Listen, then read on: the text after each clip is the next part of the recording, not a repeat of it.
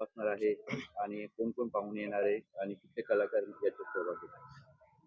विश्व मराठी संमेलन हे उद्यापासून सुरुवात होणार आहे आणि त्याच्या पूर्व दिवशी आज या ठिकाणी लोकभाषांचा जागर व्हावा, बोली भाषांचा जागर व्हावा याच्या संदर्भात वेगवेगळे कार्यक्रमाचं आयोजन आज केलेलं आहे.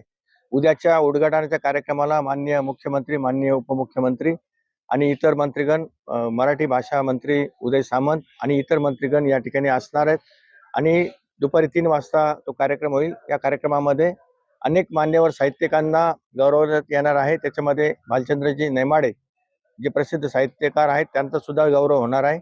सकाळी 9 वाजता ग्रंथदिंडी ही कुसुमाग्रजांच्या निवासस्थानापासून सुरू होऊन ती रावसाहेब थोरात सभागृहापर्यंत येणार आहे आणि उद्या, परवा आणि तेरवा असे 3 दिवस असे भरगच्च कार्यक्रम या ठिकाणी आयोजित केलेले आहे. किती उपस्थिती असणार आहे? या कार्यक्रमांना परदेशातल्या जवळजवळ 5,000 लोकांची उपस्थिती असेल, जे मराठी भाषिक आहेत, परदेशामध्ये स्थायिक झालेले, ते येण्याची शक्यता आहे.